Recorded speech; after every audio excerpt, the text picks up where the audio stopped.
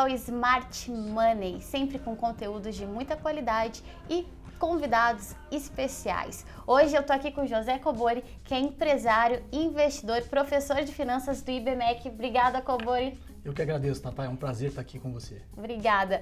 E antes de começar, eu quero te lembrar de se inscrever aqui no canal se você ainda não está inscrito e acionar o sininho para ser notificado sempre que tiver vídeo novo no canal. Bom, hoje, aproveitando que a gente está aqui com uma das maiores referências em finanças do Brasil, Cobori, diz pra gente, como é que você está vendo aí o atual cenário do Brasil econômico atualmente? O cenário, o Brasil parece estar sempre na contramão, né? Se a gente lembrar lá atrás, em 2003, quando o mundo estava indo bem, as commodities estavam indo bem, o Brasil começou a pegar esse caminho e depois veio a crise do subprime e o Brasil teve a onda lá da marolinha, ele acabou sentindo, né? Mas não conseguiu aproveitar aquele boom econômico das commodities para fazer o que a gente hoje está fazendo de forma tardia, né? Sim. E agora que o Brasil, de repente, começa a sinalizar aí uma possível retomada econômica, o mundo sinaliza talvez entrar aí na contramão e com uma recessão, né? Um desaquecimento aí da economia global. Então a gente está num momento perigoso, né? Que a gente tem que ser cada vez mais cuidadoso. E como vocês ensinam, o Richard ensina, a gente tem que saber se expor nesses momentos de que o risco está bastante elevado, né? Sim. Então você já vê aí sinais de uma potencial recessão? Eu vejo sinais de uma potencial recessão, assim, muito do que foi feito, a gente brinca que a diferença do remédio e do veneno é a dose, né? Do remédio Sim. que foi dado para a crise subprime, talvez hoje, pelas doses, podem, né, ter se mostrado um veneno. A gente vê uma inflação grande de ativos, né? O Banco Central americano ali tentando adiar, né, via política monetária, uma eventual recessão, mas ela é iminente, né? Como tudo é cíclico, isso aí em algum momento vai vir, né? Então a gente precisa estar preparado, né? Saber se expor defensivamente nesses momentos. Certo. É um momento preocupante. E aproveitando que você falou aí de saber se expor nesses momentos, além do consagrado ouro, aí a gente começa a despontar a tese do Bitcoin como uma potencial reserva de valor.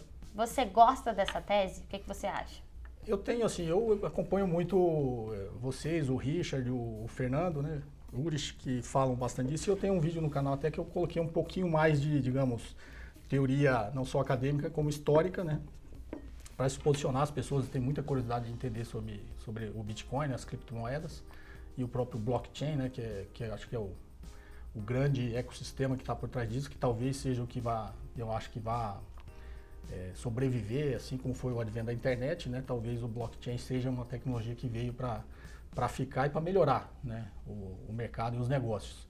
E o Bitcoin, como eu coloquei nesse negócio do canal, assim, ele tem tudo, teoricamente, né, pela análise até histórica, de vir a se tornar uma reserva de valor, né? Talvez no momento ainda não seja, mas tem um potencial para ser, né? Como disse o Hayek, né, no livro dele sobre a desestatização do dinheiro, em algum momento a gente sabe que os governos, os estados vão ser contra isso, né? Mas Sim. a gente sempre brinca que contra a tecnologia não tem, né? Quando inventaram a lâmpada, os fabricantes de vela não queriam, né? Sim. Inventaram o carro, os fabricantes de carroça não queriam. É natural essa resistência. Né? Mais recentemente o Uber teve todo o movimento dos taxistas para que não, mas vai ter o estresse no momento e depois vinga. Sim. Então, assim, provavelmente os estados vão tentar ser contra esse negócio da moeda privada, independente do poder do Estado, né? Mas a gente tem que ficar atento que pode ser uma tecnologia que, assim como todas essas que eu citei, ela lá no futuro é ela que vai vingar. Então a gente tem que acompanhar isso de forma séria, né? Baseada em fundamentos, que é o que vocês fazem, né? Acompanhar porque pode ser a tecnologia do futuro e você tem que estar preparado, né? Para aproveitar uma eventual evolução desse criptoativo, né? Ou estar preparado, né, também para os riscos que ele pode trazer se você no momento não saber os momentos em que operar esse ativo, que acho que é o que a Convex fornece aqui bastante informação de qualidade para isso. Inclusive essa dica de livro, ela é essencial. Todo mundo tem que ler esse livro, né? Desestatização do dinheiro do Hayek, é uma dica muito boa. E aproveitando que você tem uma vasta experiência em análise de empresas, em aquisições e fusões, o que você indicaria para o pessoal aí que está começando, está se expondo ao mercado, está investindo em empresas? O que é importante analisar? Assim? O que você analisa, o que você considera essencial analisar nas empresas? Essa parte do M&A, né, de fusões e aquisições, é legal porque você não está comprando ações. você está comprando a empresa inteira. Então, ao mesmo tempo que você analisa um negócio de forma muito mais criteriosa, porque você está comprando a empresa inteira, né? Você não está comprando uma pequena participação, você também tem acesso a muito mais informação. Né? Os próprios acordos de confidencialidade, troca de informações que são previstos, você entra na empresa e tem acesso a tudo, assim como o dono da empresa. Então, você aprende, digamos, a ver os esqueletos dentro do armário. Né? É aquilo que não está nas demonstrações financeiras. Porque é natural que as empresas, a demonstração financeira tem que ser publicada, tem que ser uma... E não é nem de má fé assim ser maquiada, mas é natural que você queira, você como dono da empresa, que as suas demonstrações financeiras sejam as mais bonitas possíveis, né? Então, assim, em alguma medida sempre tem uma maquiagenzinha, um erro de contabilização, alguma coisa assim. Então, o processo de fusões e aquisições te ensina a enxergar isso, o que está por trás dos números, né? Sim. Então, o investidor, quando ele está analisando uma demonstração financeira, o que eu procuro passar no canal e o que eu ensino, é assim, o que aquele número está dizendo? Que o número é uma linguagem. Sim. Né? Como disse o Warren Buffett, a linguagem dos negócios é a contabilidade. Né? Então, o número é uma linguagem. Mas o que está por trás daquela linguagem? Né? Então, você tem que olhar bem a evolução da variação do capital de giro. Isso é uma coisa que eu gosto de olhar. O que quebra a maioria das empresas do Brasil é não administrar direito o capital de giro. O capital de giro, assim, até para uma forma mais popular para as pessoas entenderem, como eu falo para meus alunos, é assim, a diferença entre o que você recebe, o prazo você recebe, e o prazo você tem que pagar seus fornecedores, né? Sim. Então, você está recebendo aqui, quando você receber, né, e estoques, tem que virar dinheiro, mas do outro lado tem uma pressão aqui dos seus fornecedores e a folha de pagamento todo mês. Sim. Então, esse descasamento de prazo é que faz com que as empresas entrem em dificuldades financeiras, né? O risco financeiro da empresa sempre aumenta pela má administração do capital de giro. E o capital de giro, dentro da teoria de capital, o capital terceiro tem que ser mais barato. Só quando isso sai do controle, ele fica mais caro. Pressiona o caixa, eventualmente, num futuro próximo, a empresa vai ter dificuldade. Então, se fosse assim, uma forma das pessoas, dos investidores, um pouco mais leigo, se atentasse para um ponto, assim, olhe sempre o capital de giro. Certo. E você que acompanha aí de perto aí os movimentos, né, do Smart Money, quais são os insights assim que você teria a compartilhar aí com o pessoal que está assistindo a gente? É uma parte legal o Smart Money, né? Que é uma parte mais estratégica. Você vê qual a estratégia que os grandes investidores, né, o dinheiro inteligente está olhando. Né?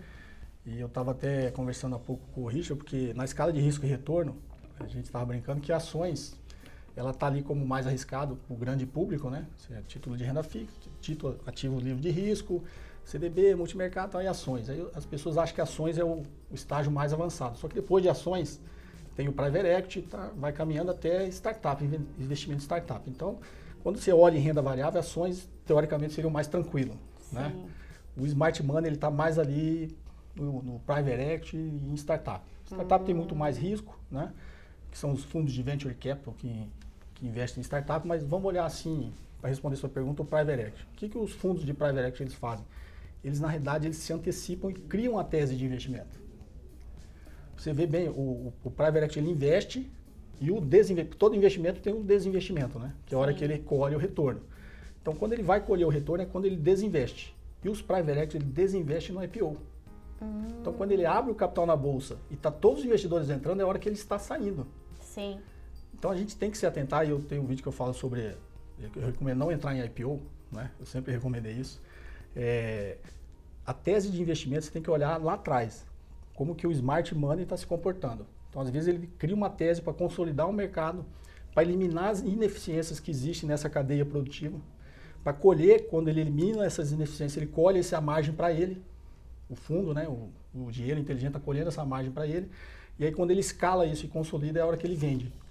Né? Então, se a tese for boa e tiver prosperidade no futuro, legal. Quais são as principais características assim, que você vê no Smart Money?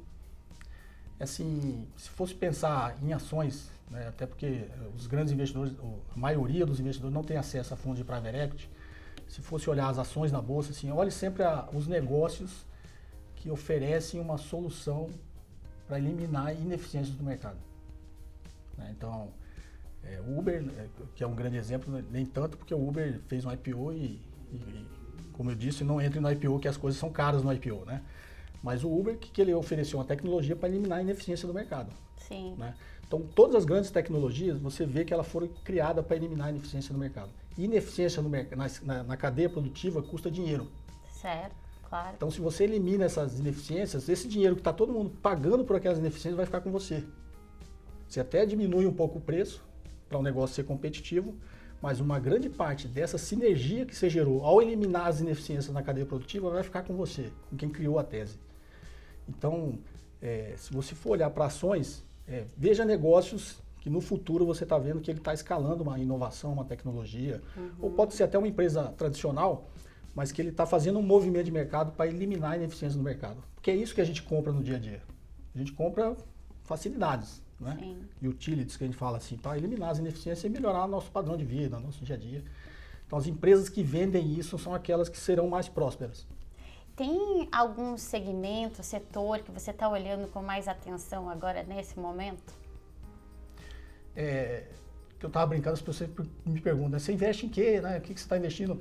Como eu tenho, assim, por princípio, não dar dica, eu não gosto, né? Porque às vezes, assim, você tem um conhecimento específico para investir e saber o risco daquilo. Sim, é importante, né? Você buscar, estudar e entender realmente sobre aquilo que você está investindo. E às vezes, se você fala aquilo que serve para você não serve para os outros. Sim. Né? Às vezes aquilo para você não tem risco, mas para outra pessoa tem muito risco. Né? Até porque você conhece ele não. Então eu me policio bastante para não dar dica, assim, falar o que eu invisto. Mas as pessoas perguntam no que eu invisto em startup.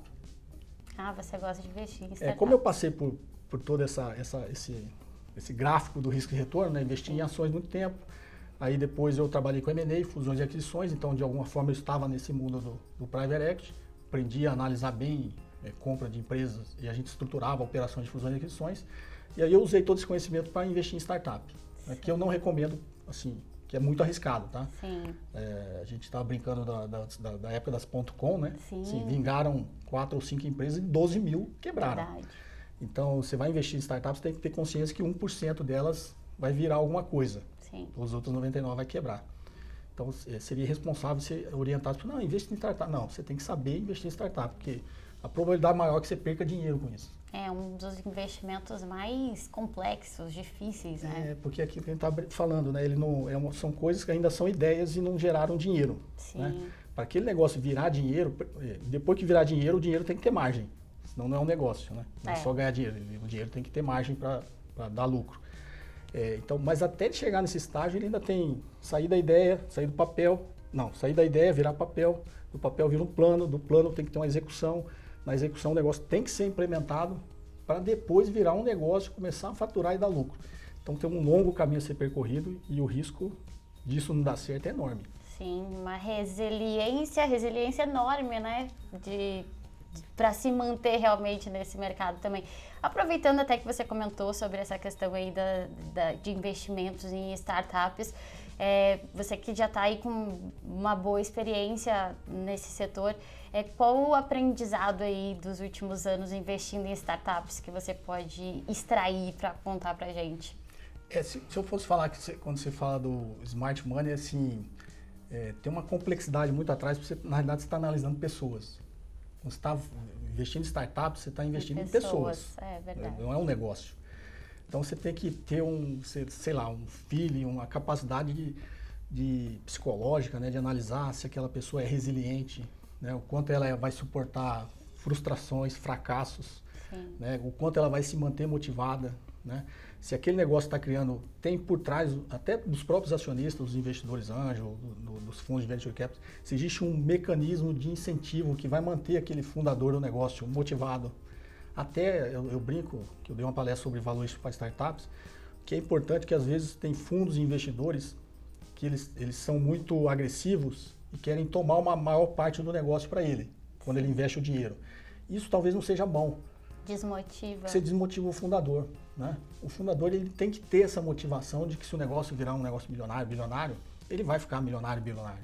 Né? Se você começar a diluir ele, aportar dinheiro e diluir a participação dele, sei lá, daqui a pouco ele tem 10%, ele talvez faça a conta e fale, não, 10% de uma empresa vale 100 milhões, vai valer 10 milhões. Geralmente esse pessoal é meio gênio, né? Sim. É do mercado e tal, ele fala assim, não, mas levar, sei lá, 5, 10 anos para ganhar 10 milhões, talvez não vale a pena, né? Vale a pena eu, sei lá, trabalhar num banco de investimento, fazer alguma coisa assim, fazer outra coisa, porque 10 milhões já não está valendo a pena. Então, tem que ter muito esse tato, sabe, de como manter a pessoa. Primeiro, saber se ela tem resiliência para suportar frustrações ao longo do caminho e como manter ela motivada. Excelente. Porque a ideia que se tem é que de startups, todo mundo fala em tem que escalar, e que acontece muito rápido.